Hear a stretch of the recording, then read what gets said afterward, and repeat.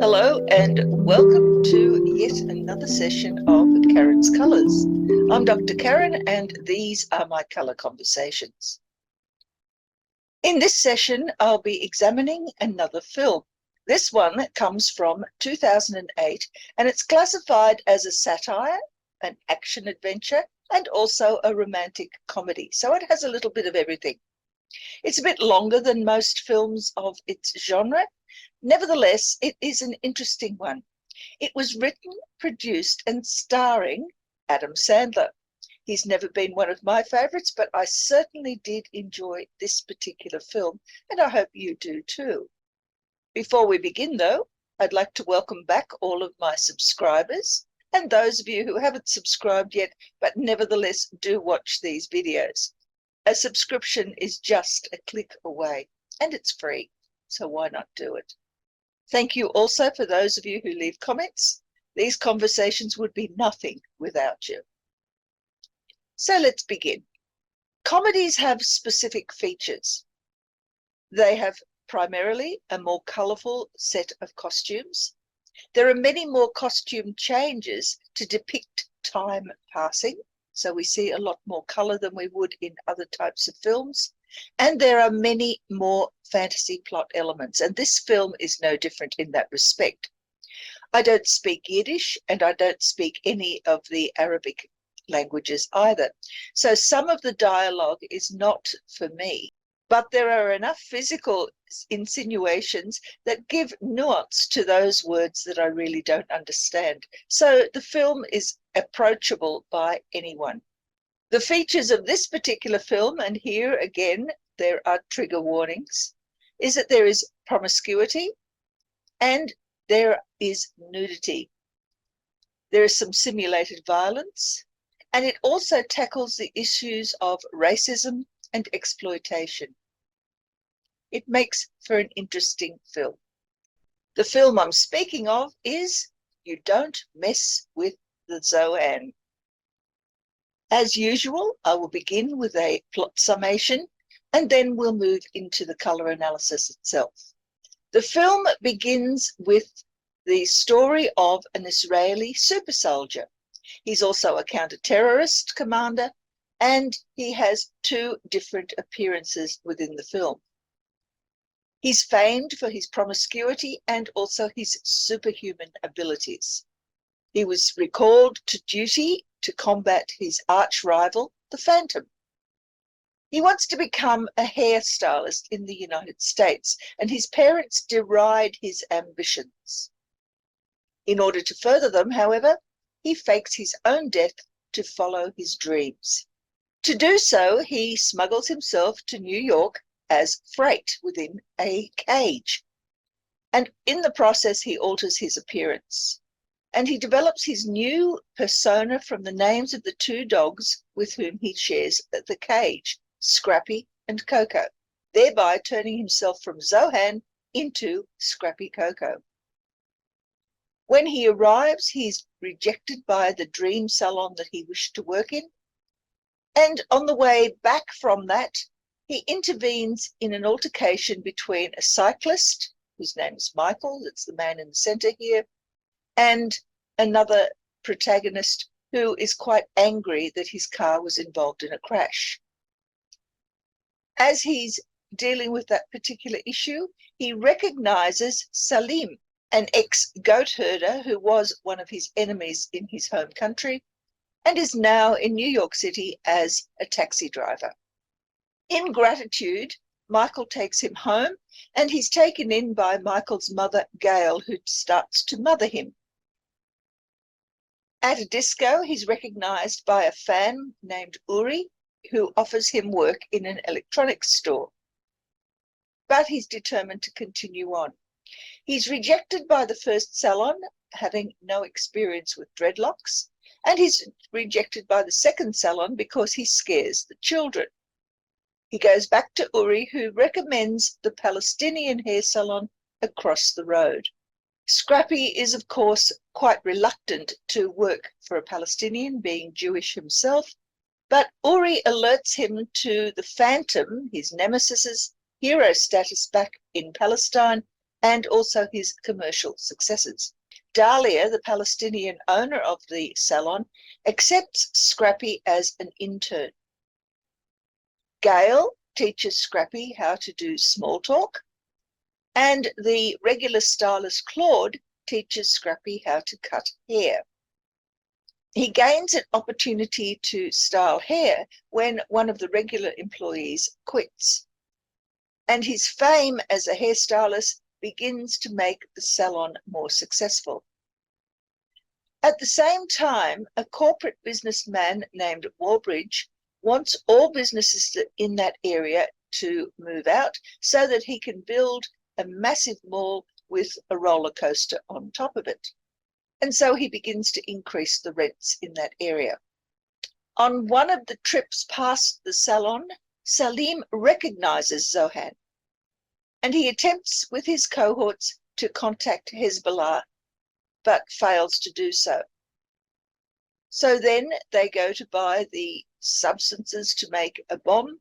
In the meantime, Dahlia and Scrappy go on a thank you picnic, where Dahlia is very pleased with the upturn in her business.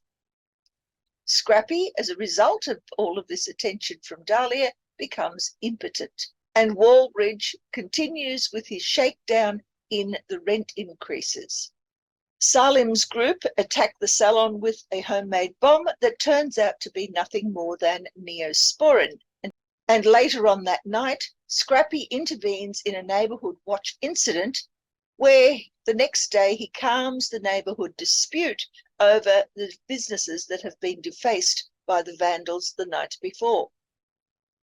Wallbridge is unsatisfied with the results of his intimidation tactics so far, so hires some professional goons.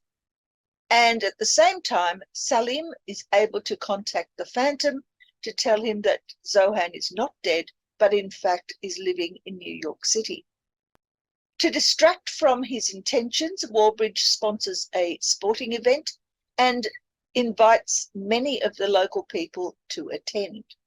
Before that event, however, Uri alerts Scrappy to the Phantom's impending New York City visit. And back in Palestine, the Phantom is training hard for the showdown with the now resurrected Zohan. Because of this, Scrappy has no alternative but to reveal his identity as Zohan to Gail and Michael. Gail suggests that he must also tell Dahlia. But Dahlia rejects him and also his profession of love. And so he quits because he feels that he could be putting her in danger. At the hacky sack game that Wallbridge has organized, he greets the various different teams and makes a great deal of fuss over the fact that Mariah Carey is going to be there performing the national anthem. After she retires to her dressing room, Mariah Carey is met by the Phantom, who is extremely pleased to see her. But their greetings are interrupted when Zohan drops in unexpectedly to greet the Phantom. They face off, but are interrupted by a phone message from Michael about the attacks by the goons at the various different businesses in the Israeli and Palestine quarter. Both Zohan and the Phantom travel to the area to save the businesses, but they're still fairly wary about each other. In the ensuing altercation, it becomes obvious that Dahlia knows the Phantom. In fact, he is her brother. And she speaks to them about peace. As they move to deal with the goons, the Phantom confesses his own dream of owning a shoe shop, after which they team up to defeat the thug attack using an ancient battle song that both of them sing in harmony. And so Wallbridge's scheme falls apart. He is arrested and taken away, but the mall burns down, and a new mall is erected, known as the Peace and Brotherhood Fire Insurance Mall. Here, the Phantom's dream of owning a shoe shop is realized. Michael rescinds his shyness and becomes a hairstylist himself. And eventually, Zohan's parents arrive and approve of his new life and his marriage to a Palestinian.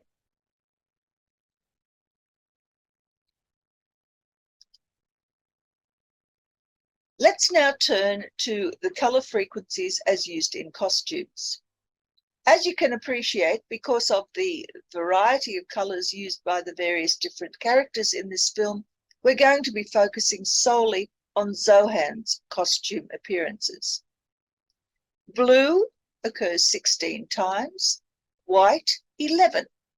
Another form of blue called cyan, and I will deal with that differently because it has different connotations to the rest of the blues, appears 7 times. Black occurs 6 times, orange and nudity 4 times, green, purple and red are seen 3 times, and brown and yellow twice. Examining them from the most frequent to the least frequent, let's begin with blue. Here we don't differentiate between light, medium or dark shades of blue. We see here Zohan in the opening sequence, wearing blue as a light top and a medium-coloured pair of shorts. When he is chasing the Phantom's team, he's wearing dark blue jeans. Those same jeans appear on the plane as he's heading towards New York, and he wears them to the dream salon visit when he looks at what he could be doing in the future. He's wearing those blue shorts when he's explaining to Uri why he is no longer Zohan, but instead is Scrappy Coco. And he dresses in blue completely, shirt and jeans, as he's preparing for his first day at the salon. Those jeans are also seen when he's busy catching hair in the time passing sequence. And he's wearing top and jeans in a form of blue when he is showing just how well he can deal with customer satisfaction, both in the first sequence and also in the second one. Those blue jeans put in another appearance when he is refocusing attention from Salim's accomplice to the customer he's dealing with. And he's wearing blue top and jeans when the Neosporin bomb is thrown at the salon window. The jeans are also worn when he is defeating the graffiti artists as a neighborhood watch attendant, and the next day during the dispute resolution in the neighborhood. In his fight in Mariah Carey's dressing room, he's wearing a blue jeans and t-shirt while confronting the Phantom. Those same costume continue on in the next scene when he is quelling the fire into which the Phantom has rushed to try and save the business, and also while he's negotiating peace with the Phantom before they defeat the goons. So what does all of this blue mean? In each and every case, there is an intention, a determination to do his duty and to maintain the peace at all costs. The next most prolific color is white. And here we see him in a white top as he's taken away from his holiday in Israel by the military helicopter. That same top is worn during his army briefing, and he wears white as a cloak when he is tracking the Phantom in disguise. The white t-shirt continues to be seen as he is intervening with the Phantom's team, and as he travels throughout New York City, he's wearing white trousers. The shirt at the second salon where he frightens the children is also white, and he wears it again as Uri updates him about the Phantom's success back in Palestine. Of course, he's still wearing it as he applies for a job at Dahlia's salon. And later on, when he's working at the salon, picking up hair, he wears white throughout. He's also wearing a white patterned top when he's greeting Salim's accomplice And the final time we see Zohan in white is when he visits the doctor to get a diagnosis for his impotence. White, in all of these cases, demonstrates an ability to deal with sudden changes in his circumstances. Let's now move on to that special form of blue, cyan. The first time we see it is when Zohan is declaring his dream of becoming a hairdresser to his parents. He also wears it when he is stripped down to his swim trunks to chase the phantom across water. He changes into a cyan shirt to visit his dream salon, and also when he is intervening in the bicycle crash where he meets Michael. Once ensconced in Michael's home, he has a pair of cyan-coloured shorts that he's wearing after he has been quite promiscuous with Michael's mother. Here, he's trying to placate Michael's hurt feelings. As he fails in the first salon he attempts to apply for a job, he's also wearing a shirt of this same colour. And a different shirt, again in cyan, when he is vacuuming the customers to remove all traces of fallen cut hair. And finally, we see him again with his parents at the end of the film, where he and Dahlia, now married, are greeting Zohan's parents. In each case here, the cyan indicates an enactment of plans to overcome challenges to his dreams. The next colour is black. He's wearing a black top on the flight between the Middle East and New York City. His part-time job as a limousine driver involves a black uniform. And he's also wearing a black top as he demonstrates his ability to please the customers with more than just a haircut. When he tries to teach Claude, the hairdresser, how to please the ladies, he's wearing a black tracksuit. And on his picnic date with Dahlia, there are black trousers, quite evident. And in the dispute resolution, we see after the graffiti attacks, he's wearing a black vest. Here, Scrappy is showing his hidden strengths. They're being tested, and he acts upon them in order to try and maintain not only the status quo, but also his disguise. And then we have Orange. It only appears 4 times, but nevertheless has a significant role to play within the plot. He's wearing an orange shirt when an opportunity arises for him to cut his first customer's hair. He's also wearing an orange tee when he's on that picnic date with Dahlia.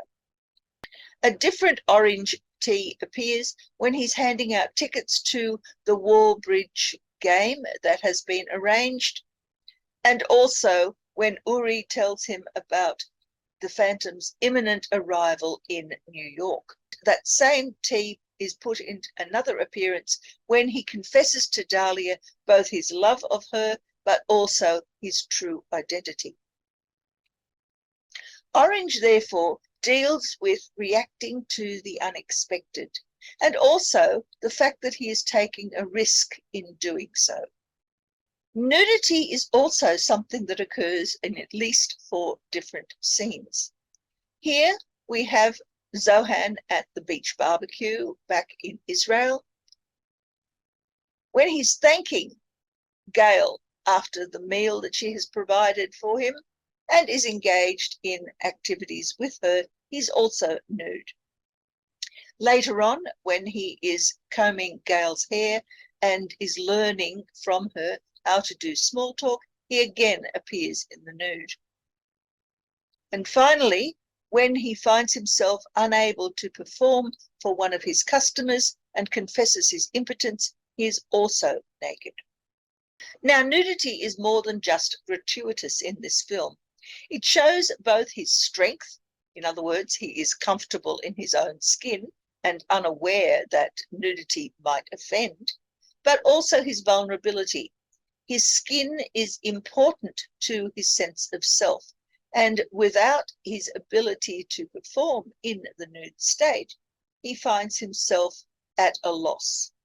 To a lesser extent, he also wears green. Green appears in his army briefing trousers, and also when he fails in the first salon to obtain a job, he's wearing green trousers again. A brighter green appears as his t-shirt when he is working at the salon and demonstrating his ongoing expertise.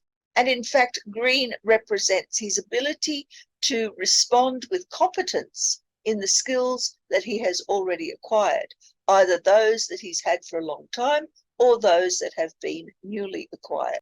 In a similar vein, we have purple. Here, he wears purple to the disco where Uri first recognizes him, and after he has styled Gail's hair, he's wearing a purple and black striped top. Again, purple appears for the third time as he's talking with Uri about intervening in the dispute following the graffiti attacks. Purple here risks exposure of his established identity. Uri knows who he is, and he is trying hard to avoid that exposure. His newly acquired skills also tend not to be very useful in the activities in which he is engaged. So he needs to demonstrate through the use of purple that not only has he expertise in his new skills, but also that he can still work with his old skills. With red, we have a slightly different nuance. He's wearing red shorts during some of his salon cutting experiences, and there is a red and black striped top when he is taking the money that he has accumulated at the salon to give to Dahlia so that she can pay the increased rental on the property.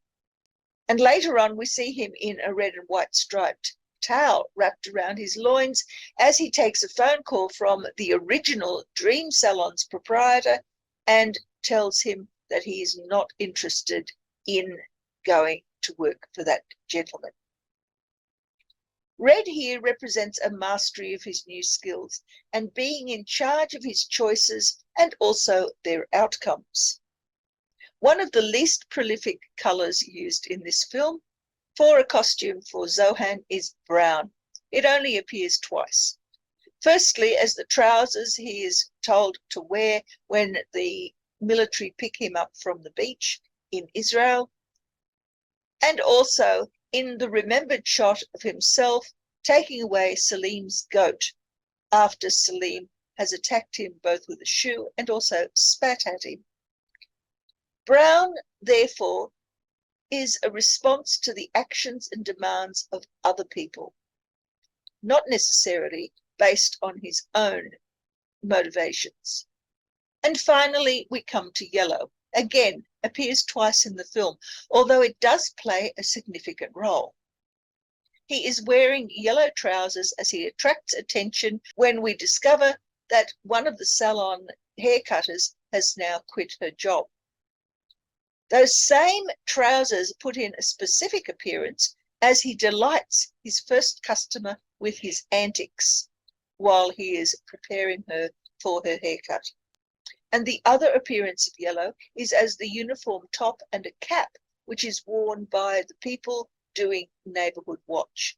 Here, yellow appears to indicate that he is grabbing for an opportunity to create some positive results. And that's exactly what happens. So let's now summarize the colors that have been used and their meanings. Firstly, blue. These are actions aimed to maintain the status quo. And it doesn't matter what it is that Zohan is doing. In each case, he is the peacemaker. Then we have white. Here we see an ability to respond to unexpected situations and to try and make sense of them. Then there's cyan. Here we see him acting to achieve his dreams, regardless of any obstacles that are in his way.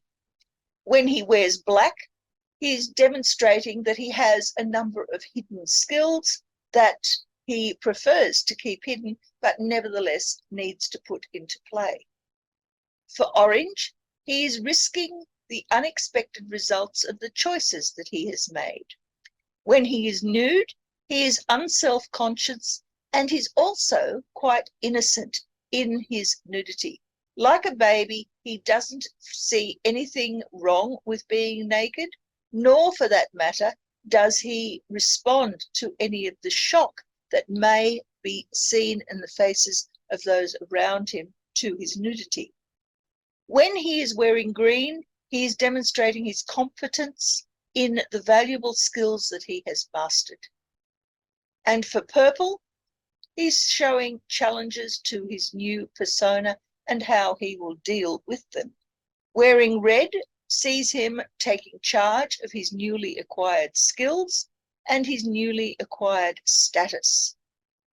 And then we have brown, where he is doing what is required in a situation fairly unemotionally. And finally, yellow shows his delight in the possibilities that he has for success. And that's it for the colour analysis of You Don't Mess with the Zohan. If you haven't seen this film and you're not a prude, then by all means go and enjoy it. It certainly is a film that stayed with me for a long time, and I enjoyed it, and I hope you will too. If you have any comments to make or challenges to the colour analysis that I've made, please leave them in the comments below. I'm more than happy to engage with you. As well, any suggestions you might have of films that you'd like to see an analysis done, please, again, leave them in the comments below. I'm very happy to engage with you. In the meantime, may you become more colour aware in your life, and I'll catch you on the next one. Bye.